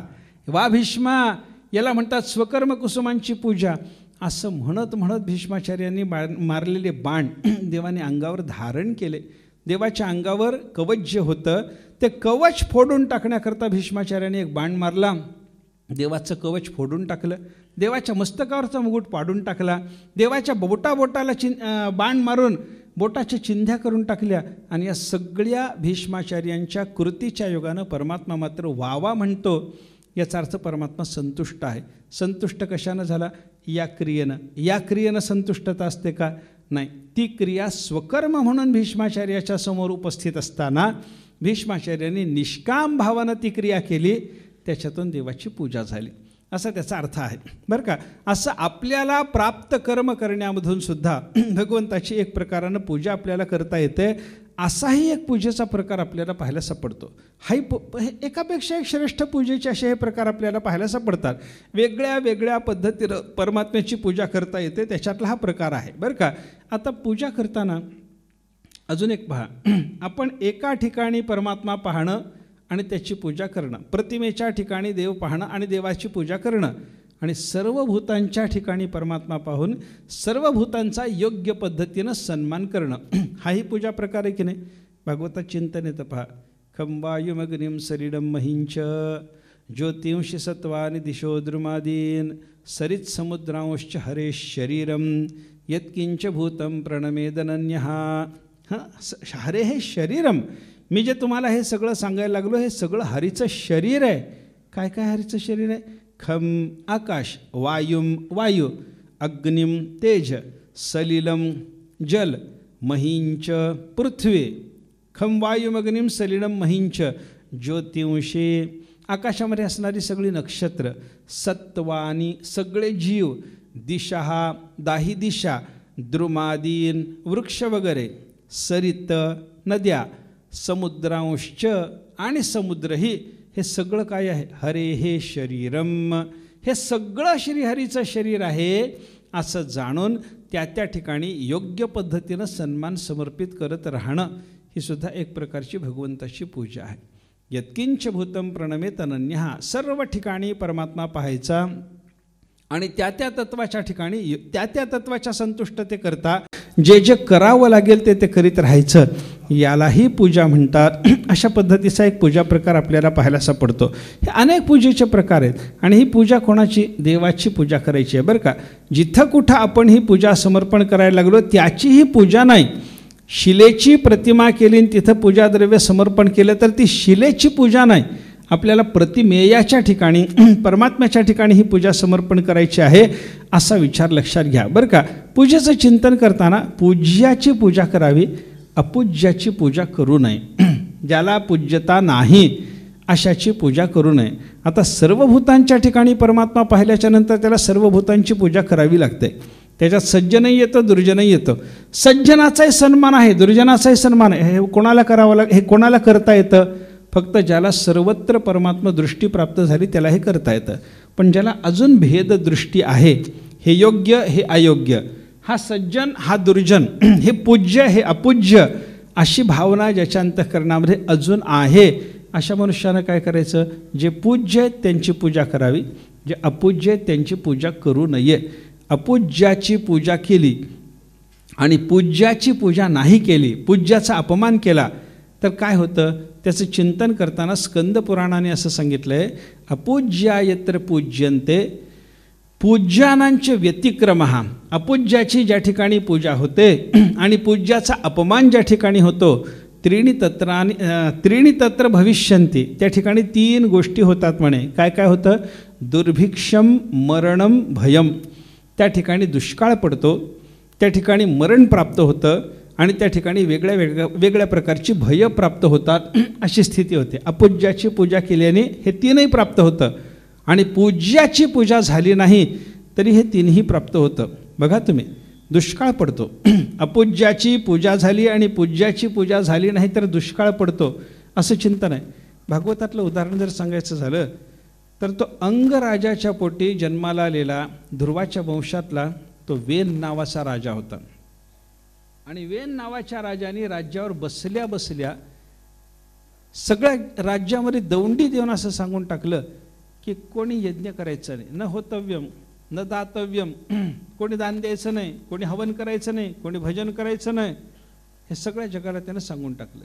काही नसतं म्हणलं, हे देव धर्म वगैरे काही भानगड नसते. सगळ्या जगाला त्यानं दंडी देऊन असं सांगितलं की काही खरं नाही. हे काय देव कोणता? राजा हाच देव असतो म्हण, राजा हाच देव असतो. त्याच्यामुळे त्यानं सांगितलं की बाबा तुम्हाला मी राजा असल्यामुळं मला देव मानलं पाहिजे, आणि तुम्हाला पूजा करायची असली तर माझी करा, देवाची पूजा नाही. इंद्राय स्वाहा म्हणू नका, वेनाय स्वाहा म्हणून माझ्याकरता यज्ञ करा.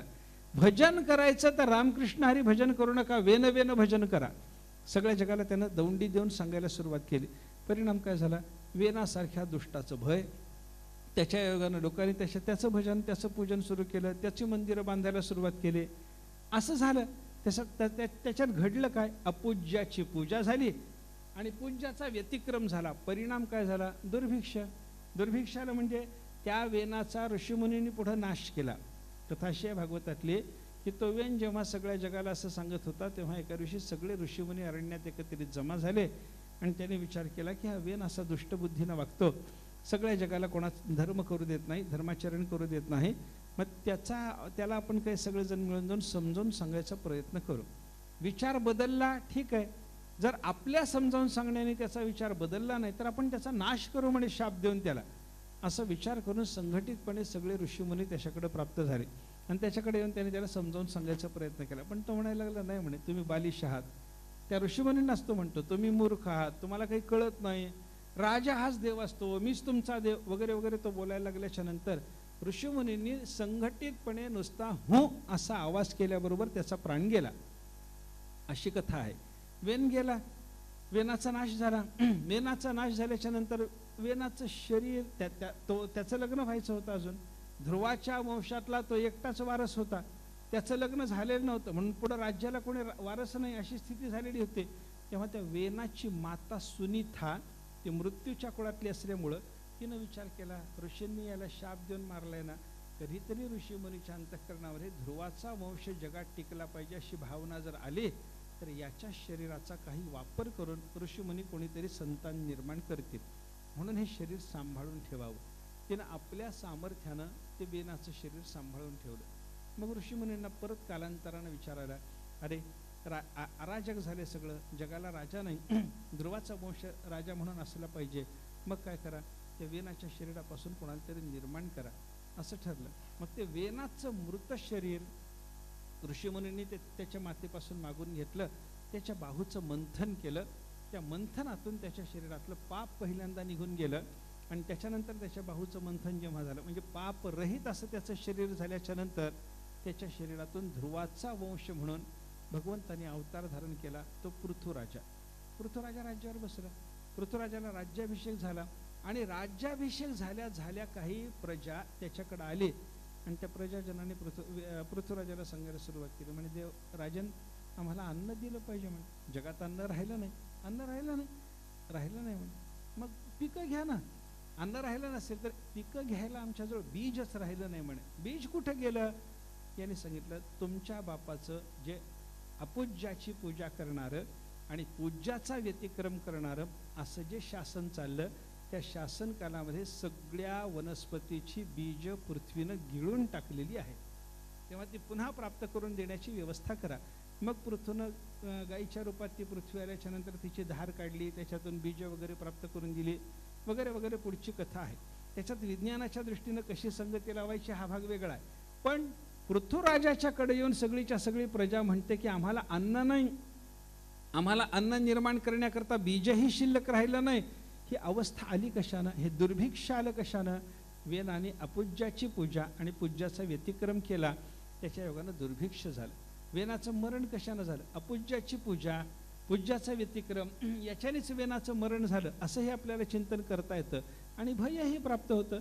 म्हणजे अपूज्याची ज्या ठिकाणी पूजा होते आणि पूज्याची पूजा ज्या ठिकाणी होत नाही, पूज्यांचा अपमान ज्या ठिकाणी होतो त्या ठिकाणी दुर्भिक्ष, मरण, भय या सगळ्याच्या सगळ्या गोष्टी प्राप्त होत असल्यामुळं अपूज्याची पूजा कोणी करू नये आणि पूज्याचा अवमानही कोणाच्याकडून घडू नये असं शास्त्राला अभिप्रेत आहे. आपल्याकडून योग्य पद्धतीनं पूज्याचा सन्मान झालाच पाहिजे. म्हणून कुणाकुणाचा सन्मान केला पाहिजे याच्याबद्दलची वेगळी वेगळी जी वर्णन आपल्या समोर येतात ना, त्याचा त्याचा सन्मान, त्याचा योग्य पद्धतीनं त्याच्या अवस्थेला उचित अशा पद्धतीनं केलेला सन्मान ही त्या ठिकाणी केलेली भगवंताची पूजा ठरते असं आपल्याला चिंतन करता येतं. गुरुगोत्र अग्नी पूजे अवसरी भजे द्विजी, आहे की नाही, निमित्तादिकी यजी पितरोद्देशे. ज्ञानेश्वर महाराजांनी सांगितलं गुरुची पूजा केली पाहिजे, आपल्या गोत्रजांचा सन्मान केला पाहिजे, अग्नीची सेवा केली पाहिजे, अतिथीचा सन्मान केला पाहिजे, मायबापाच्या मरणाचे अंकित दिवस पाहिल्याच्या नंतर त्या दिवशी त्यांचं श्राद्धादी कर्म झालं पाहिजे. सगळी पूजा आहे ही, सगळी पूजा एकापेक्षा एक श्रेष्ठ असे हे पूजेचे प्रकार आपल्याला पाहायला सापडतात. पण त्या स्थानात समर्पित होणारी पूजा प्रत्येक वेळेला बदलत जाते. पितरांच्यासाठी श्राद्ध करणं ही सुद्धा देवाचीच पूजा आहे, पितरांची नाही, ही सुद्धा देवाची पूजा आहे. पितरांच्यासाठी श्राद्ध करणं देवाची पूजा, अतिथीचा सन्मान करून त्याला अन्न देणं देवाची पूजा, अग्नीला हवन करून त्याच्यामध्ये हविर्द्रव्य समर्पण करणं देवाची पूजा, सद्गुरूची सेवा करणं देवाची पूजा. असाच प्रकार प्रत्येक ठिकाणी आपल्याला शास्त्राने सांगितलेला आहे. पण प्रत्येक ठिकाणची पूजा बदलत जाते आणि ही बदलत जाणारी पूजा व्यक्तिपरत्वे श्रेष्ठ कनिष्ठ ठरत जाते. ती श्रेष्ठ अशा पद्धतीची जी पूजा आहे तिलाच म्हणतात परापूजा.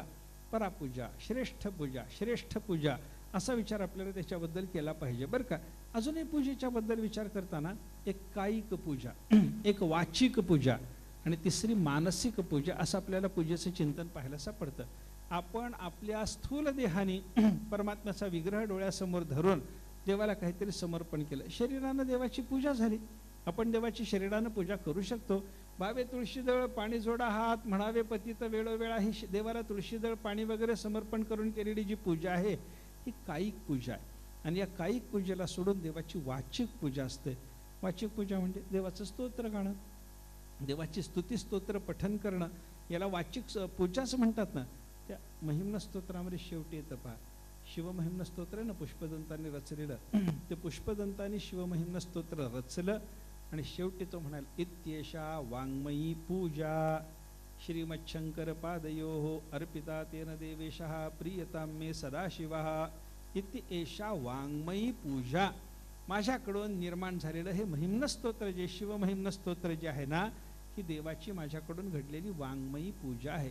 ही श्रीमद शंकर पादयोः अर्पिता, भगवान शंकराच्या चरणकमलाच्या ठिकाणी ही पूजा मी समर्पण केली.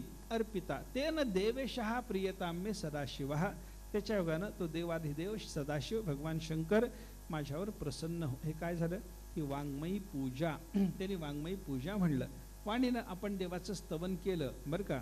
समर्पिली वाणी पांडुरंगी घेते धणी, पूजा होते मुक्ताफळी रस ओविया मंगळी.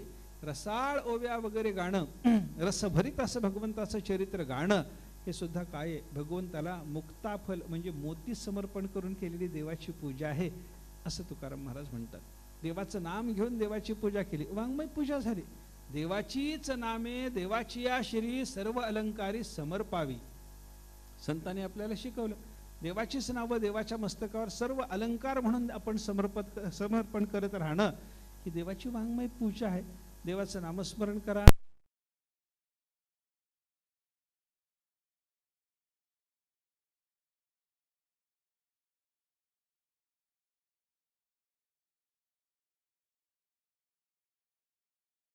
मोठ्या माणसांनी फार सुंदर स्तुती केलेली आहे म्हणून आपल्याला आपण करू नये, आपल्याला तशी स्तुती करता येत नाही म्हणून आपण तशी स्तुती करायचीच नाही असं समजायचं कारण नाही. त्यांनी चांगली स्तुती केली असेल, मला जशी जमेल तशा पद्धतीने मी ती स्तुती करीत राहावं असाच विचार आहे बरं का. आमचे गुरुजी एक उदाहरण, माणसाने आपल्या अवस्थेतून केलेली देवाची स्तुती देवाला आवडते. एखाद्या मोठ्या माणसाने खूप मोठं वर्णन देवाचं केलेलं आहे आणि एका सामान्य माणसाला जमत नाही म्हणून त्यानं काहीच करायचं नाही असं नाही, त्याला जमेल तसं त्यानं करावं. मोडक्या तोडक्या शब्दात त्यानं देवाचं स्तवन करावं, ते देवाला मान्य होतं. उदाहरण गुरुजी असं सांगायचे, एक माणूस होता, सामाजिक कार्यकर्ता होता, त्याच्याकडून मोठी समाजसेवा घडली आणि समाजसेवा घडल्याच्या नंतर लोकांनी त्याची स्तुती स्तोत्र गायला सुरुवात केली. बड्या लोकांनी त्याच्यावर काही कविता लिहिल्या, कोणी त्याच्यावर मोठमोठे लेख लिहिले, कोणी सभातून त्याचं कौतुक केलं भाषणं देऊन. हे सगळं झाल्याच्या नंतर तो मनुष्य घरी आला तेव्हा गावातली बरीच अशी मंडळी, लेखक मंडळी, कवी मंडळी, वक्ते लोक हे सगळे त्याच्या घरी जमा झाले आणि सगळे त्याचं कौतुक करायला लागले. कोणी कविता गायला लागला, कोणी त्याचं स्तवन करायला लागलं. हे सगळं चालू झालं आणि ही सगळी मंडळी तिथं उभी राहून त्याच्याबद्दल अशा पद्धतीचं कोणी तुरे समर्पण करणं, हार समर्पण करणं, शाली देणं, हे सगळं कौतुक त्याचं चालू आहे. त्याच्याबद्दलच्या कविता वाचून दाखवणं, लेख वाचून दाखवणं, हे सगळं तिथं बैठकीत चालू आहे. आणि त्याचाच एक 5 वर्षाचा मुलगा, त्याच सामाजिक कार्यकर्त्याचा एक 5 वर्षाचा मुलगा बैठकीतलं हे सगळं दृश्य पाहतो. आपला बाप फार मोठा माणूस आहे हे साधारण त्या पोराला कळायला लागतं. आणि तो पोरगा हळूहळूच बापाजवळ जातो. बापाचा शर्ट धरून ओढून बापाला म्हणतो, बाबा बाबा बाबा. ते शर्ट धरून ओढून बाबा बाबा म्हणलेलं त्या बापाला लक्षात येतं. बाप खाली वाकून बघतो. ते पोरगं पाहिल्याबरोबर त्याला उचलून घेतो आणि उचलून घेतल्याबरोबर ते पोरगं म्हणायला लागतं, बाबा तुम्ही फाल मोठे ना, फाल मोठे ना. बापाला कौतुक वाटतं, माझ्या पोराला, या 5 वर्षाच्या पोराला मी मोठा हे कळायला लागलं. आनंद होतो त्याला. आणि बाप म्हणतो, सांग बरं मी किती मोठा. मी मोठा म्हणतोस ना, मी मोठाच आहे, पण किती मोठा सांग बरं. बाबाला तो, बाबा तुम्ही येवले मोठे, असा हात करून त्या पोरानं येवले मोठे म्हणून बोबड्या शब्दात केलेलं वर्णन. गुरुजी एवढं उदाहरण सांगायचे आणि विचारायचे की बाकीच्या लोकांनी लिहिलेल्या कविता, बाकीच्या लोकांनी लिहिलेले लेख, बाकीच्या लोकांनी केलेली व्याख्यानं, याच्याने त्या बापाला संतोष अधिक आहे का बाबा तुम्ही येवले मोठे एवढं लहान पोरानं केलेलं जे वर्णन आहे त्याच्यातून बापाला होणारा आनंद जास्त आहे. विचार करा, कोणतं वर्णन अधिक बापाला मानवणार आहे सांगा ना. बाकीच्या लोकांनी केलेल्या एवढ्या वैदग्ध्यपूर्ण भाषेत केलेल्या वर्णनाच्या पेक्षाही पोराने बाबा तुम्ही येवले मोठे म्हणलेलं जर बापाला आवडत असेल तर तो जगाचा बाप असलेला परमात्मा बड्या बड्या लोकांनी त्याची स्तुती स्तोत्र गायलेली असली तरी आम्ही आमच्या मोडक्या तोडक्या शब्दामध्ये त्या देवाचं जे काही वर्णन करू ते त्या देवाला आवडतं. म्हणून आपणही देवाचं स्तुतीस्तोत्र गायलं पाहिजे, देवाचं स्तवन केलं पाहिजे. कोणी देवाचं स्तवन करावं? भागवताने सांगितलं, अकामहा सर्वकामो वा मोक्षकामहा उदारधीही तीव्रेण भक्तियोगेन यजेत पुरुषं परम. कोणी निष्काम असा, कोणी सगळ्या कामना धरून बसलेले असा, कोणाला मोक्षाचीच इच्छा असेल असा एखादा असेल, आणि कोणी एखादा शुद्ध चित्ताचा महात्मा असेल, त्या सर्वांनी भगवंताचं स्तुतीस्तोत्र गावं. सर्वांना देवाची स्तुती गाण्याचा अधिकार आहे. कारण परमात्मा स्तव्य आहे, स्तुतीला योग्य आहे. स्तव्य आहे म्हणजे स्तुतीला योग्य आहे आणि स्तवप्रियही आहे. स्तव्य हा स्तवप्रिय हा अशी देवाची 2 विष्णू सहस्रनामातली नामं लक्षात घ्या. स्तव्य आहे म्हणजे स्तुतीला योग्य आहे आणि स्तवप्रिय आहे म्हणजे त्याला स्तुती आवडणारी आहे. देवाला स्तुती आवडते. ती कशी आवडते? कोणीही केलेली, शुद्ध चित्तानं केलेली, भक्तियुक्त अंतःकरणानं केलेली देवाची स्तुती देवाला आवडते. आणि ही देवाची केलेली, आपल्या भाषेत केलेली, जमेल त्या भाषेत केलेली भगवंताची जी स्तुती आहे ना, ही देवाची वाङ्मय पूजा आहे. शारीरिक पूजा असा जसा प्रकार आहे तसा वाङ्मय पूजन हा एक प्रकार आपल्याला पाहायला सापडतो. आणि तिसरा पूजेचा प्रकार आहे, याला म्हणतात मानसिक पूजा. मानसपूजा, मानसिक पूजा. मानसपूजा म्हणजे काय? आपल्या मनामध्ये मनोमय मूर्ती निर्माण करायची आणि मनोमय उपचाराचं समर्पण करायचं. ही देवाची मानसपूजा आहे. मानसपूजेमध्ये भक्ताला काहीही देवाला समर्पण करणं शक्य होतं. बाह्य उपपूजा करत असताना आपण सगळे उपचार समर्पण करू शकणार नाही, पण मानसपूजा करताना आपल्याला सगळे उपचार समर्पण करता येतात. मनानंच सगळी, मनानंच प्रतिमा स्थापन करायची, मनानंच पूजा करायची. त्या मनाच्या पूजेमध्ये सगळंच समर्पण करता येतं ना. ते आत्ता ते वर्णन कुठलं आहे लक्षात नाही माझ्या. बहुतेक याज्ञवल्क्यांच्या स्मृतीच्या टीकेत सुरुवातीला ते वर्णन आलेलं आहे. मी स्वर्गातल्या कामधेनूचं दूध आणलं आणि भगवंताला अभिषेक करायला लागलो. मनानं कल्पना करायला बिघडलं कुठं? कामधेनूचं दूध आणून मी देवाला अभिषेक करतोय, कल्पवृक्षाची फुलं आणून देवाला समर्पण करतोय. देवाला कामधेनूच्या दुधाचा मी नैवेद्य समर्पण करतोय. जगामध्ये असणारं सगळंच्या सगळं सोनं आणून भगवंताला त्याचे दागिने करून समर्पण करतोय. वाटेल ती भावना आपल्याला करता येते ना. तिथं दारिद्र्य आणण्याचं काही कारण नाही. मनात पूजा करणं, मनातच प्रतिमा निर्माण करायची आणि मनातल्याच उपचाराने मनातच देवाला ते समर्पण करून देवाची पूजा करणे हा मानसिक पूजेचा प्रकार आहे. या मानसिक पूजेमध्ये सुद्धा फार पुढं गेलेले असे भक्त महात्मे आपल्याला पाहायला सापडतात. एक कथा आहे, पुराणातच आलेली, स्कंद पुराणात आलेली कथा आहे. एक वैष्णव होता, भगवान श्रीकृष्ण परमात्म्याचा भक्त होता. तो देवाची पूजा करायचा. पूजा झाल्यावर अशी बाहेरची पूजा, बाह्य पूजा करायचा, कायिक पूजा करायचा, थोडी स्तुती स्तोत्र गाऊन वाचिक पूजा करायचा, आणि मग डोळे मिटून ध्यान करून भगवंताची मानसपूजा करायला लागायचा. त्याच्या मानसपूजेमध्ये मग त्यानं देवाला बोलवायचं, देवाशी बोलत बोलत देवाला सगळे उपचार समर्पण करणं त्याचं चालू असायचं. एका दिवशी तो मानसपूजेला बसला, मानसपूजा करायला लागला. पूजा करता करता तो थोडासा हसला. थोडा वेळ त्याचं हसणं चालू राहिलं, परत शांत झाला. पूजा सगळी संपली. पूजा संपल्याच्या नंतर त्याचा एक शिष्य बाजूला बसलेला असायचा. त्या शिष्याने विचारलं, गुरु महाराज आज पूजा झाली? हो झाली म्हणे. मानसिक पूजेमध्ये तुम्ही हसत होतात? हसत होतो म्हणे. फार आनंद आला का? हो म्हणे. देवाने थोडासा विनोद केला, त्याच्यावर मीही देवाशी विनोद केला, त्याच्यामुळं हसू आलं. काय विनोद झाला तुमचा? त्या शिष्याने विचारलं. गुरु महाराजांनी सांगितलं असं झालं म्हणे, बाळा आज मी मानसपूजेला बसलो, भगवान श्रीकृष्ण परमात्म्याला मी बसवलं आसनावर, पूजा केली. सगळी पूजा झाल्याच्या नंतर देवाला नैवेद्य समर्पण करायचा, तर मी कासंडीभर कामधेनूचं दूध देवाच्या समोर ठेवलं आणि दूध पिव मेरे गोविंदलाला म्हणून देवाला प्रार्थना करत होतो म्हणे. एवढ्यात देव हसले. देव हसल्यामुळे मी देवाला विचारलं, देवा हसायला काय झालं? देवाने सांगितलं, हे कासंडीभर दूध मला पुरत नाही म्हणे. का? आम्ही 56 कोटी यादव आहोत म्हणे. एवढा सगळा आमचा परिवार आहे. एवढ्या सगळ्या परिवाराला दूध जर पाहिजे असेल, त्या सगळ्या परिवाराला मला दूध द्यावं लागणार. एवढं कासंडीभर दूध घेऊन कसं पुरायचं? असं म्हणून देव माझ्याकडे पाहून हसत होते. मीही देवाला सांगितलं, देवा मी तरी कुठं प्रत्यक्ष पूजा करायला बसलो, मी मानसिक पूजेत आहे.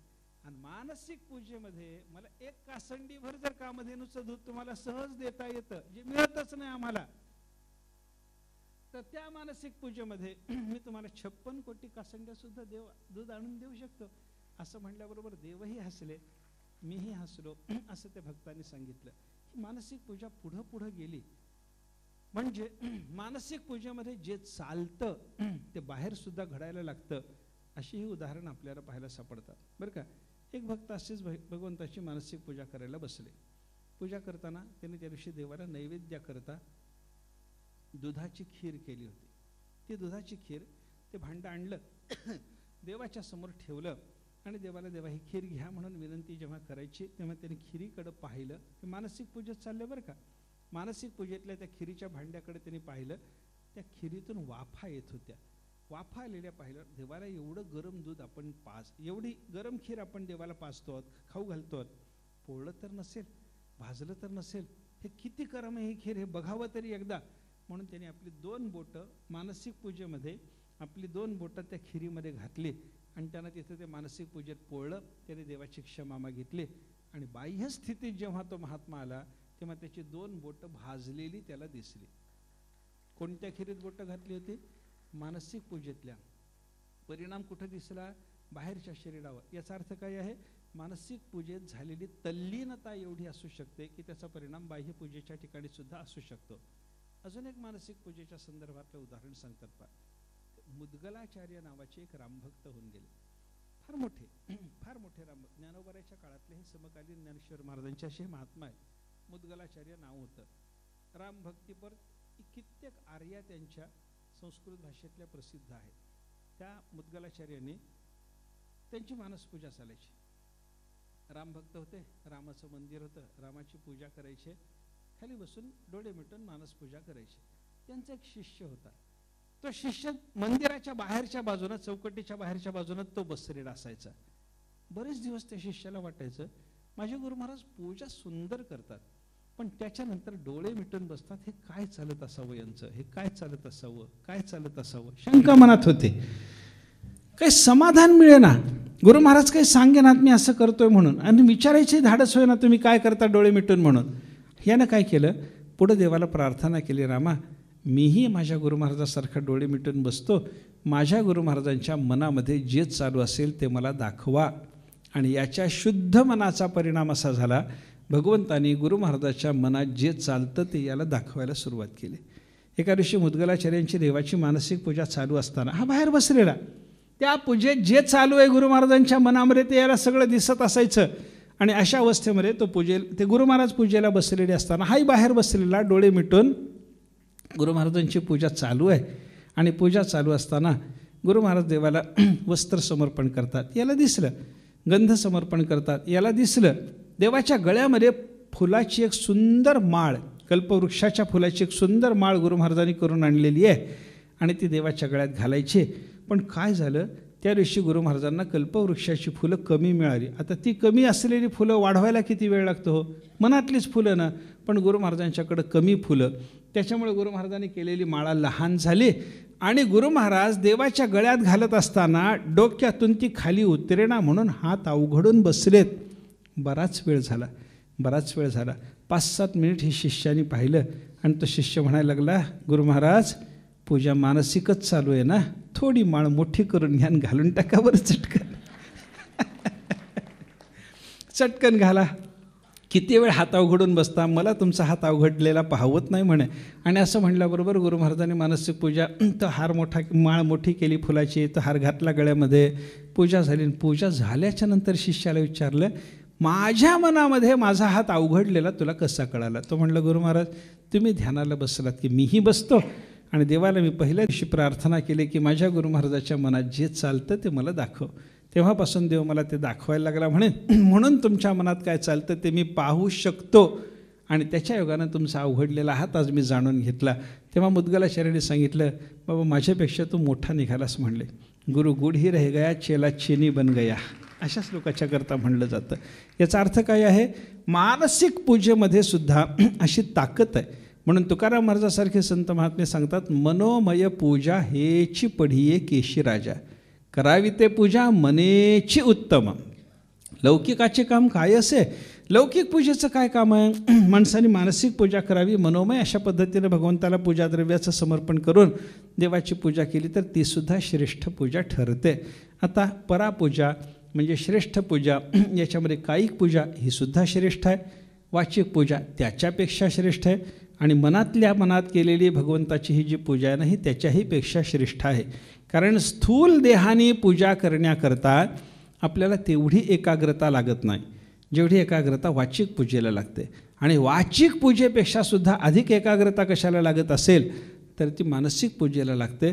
म्हणून मानसिक पूजा ही भगवंताची सर्वश्रेष्ठ पूजा म्हणण्यासारखी पूजा असू शकते. पण याच्यापेक्षा परापूजा नावाचा वेदांतातला प्रकार वेगळा आहे. कायिक पूजा वेगळी आहे, वाचिक पूजा वेगळी आहे, मानसिक पूजा वेगळी आहे. परा शब्दाचा अर्थ श्रेष्ठ असा घेऊन या कोणत्याही पूजेला आपल्याला श्रेष्ठ ठरवता येतं. म्हणून परापूजा म्हणजे श्रेष्ठ पूजा म्हणलं की कोणतीही पूजा श्रेष्ठ पूजा ठरू शकते, हे वेगळं.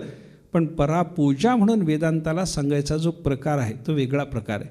त्याच्यात काय आहे, सर्वच परमात्मरूप जर असेल तर मग कोणाला आणि काय समर्पण करून आणि कशी पूजा करायची अशी भावना व्यक्त करणं हीच परापूजा आहे बरं का.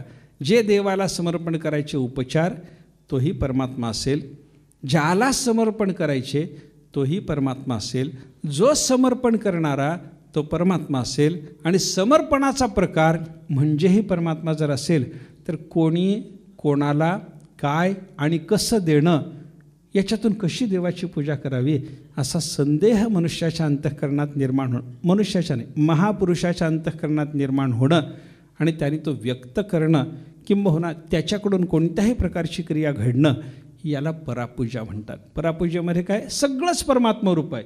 मग कोणी कोणाला काय कसं द्यावं हा संदेह निर्माण झाला आणि तो व्यक्त करायला लागला महात्मा, ही परापूजा आहे एक.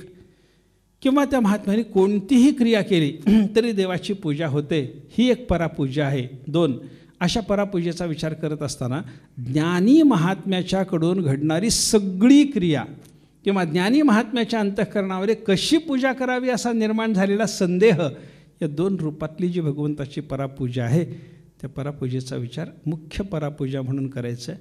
तो प्रकार आपण उद्याला पाहू. पुंडलिक वरदाहर विठ्ठल श्री ज्ञानदेव तुकाराम विठ्ठल विठ्ठल विठ्ठल विठ्ठल विठ्ठल विठ्ठल. पुंडलिक वरदाहर विठ्ठल श्री ज्ञानदेव तुकाराम. सद्गुरु गुंडा महाराज की जय. सद्गुरु हरी महाराज की जय. महाकैवल्य तेजा सेविति साधु संत, सेविति साधु संत, मनोवेधला माझा आरती ज्ञान राजा लोपले ज्ञान जगे हितने नती कोणी अवतार पांडुरंग अवतार पांडुरंग नाव ठेविले ज्ञानी आरती ज्ञान राजा आरती ज्ञान राजा महाकैवल्य तेजा सेविति साधु संत सेविति साधु संत मनोवेधला माझा आरती ज्ञान राजा प्रगट गुह्य बोले विश्व ब्रह्माची केले राम जनार्दनी राम जनार्दनी पायटकची ठेले आरती ज्ञान राजा आरती ज्ञान राजा महाकैवल्य तेजा सेविति साधु संत सेविति साधु संत मनोवेधला माझा आरती ज्ञान राजा आरती तुकारामा स्वामी सद्गुरु धामा सच्चिदानंद मूर्ती सच्चिदानंद मूर्ती पाय दाखवी आम्हा आरती तुकारामा राघवे सागरात पाषाण तारियले तैसे तो तुकोबाने तैसे तो तुकोबाने अभंग रक्षियले आरती तुकारामा आरती तुकारामा स्वामी सद्गुरु धामा सच्चिदानंद मूर्ती सच्चिदानंद मूर्ती पाय दाखवी आम्हा आरती तुकारामा तुकिता तुलनेसे ब्रह्म तुकासी आले मनवोनी रामेश्वरी मनवोनी रामेश्वरी चरणमस्तक ठेविले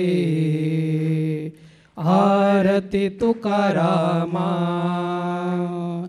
आरती तुकारामा स्वामी सद्गुरु धामा सच्चिदानंद मूर्ती सच्चिदानंद मूर्ती पाय दाखवे आम्हा आरती तुकारामा घालीन लोटांगण वंदिने चरण डोळ्यान पाहिन रूप तुझे प्रेमे आलिंगन अनंत पूजन भावेव वाळीन मने नमा त्वमेव माता पिता त्वमेव बंधु सखा त्वमेव विद्या द्रविणं त्वमेव सर्वं मम देव देव कायेन वाचा मनसेन्द्रियेर्वा बुद्ध्यात्मना वात्मनः करोमि यद्यत् सकलं परस्मै नारायणायति समर्पयत् अच्युतं केशवं रामनारायणं कृष्णं दामोदरं श्रीधरं माधवं केशवं वल्लभं जानकी नायकं रामचंद्र भजे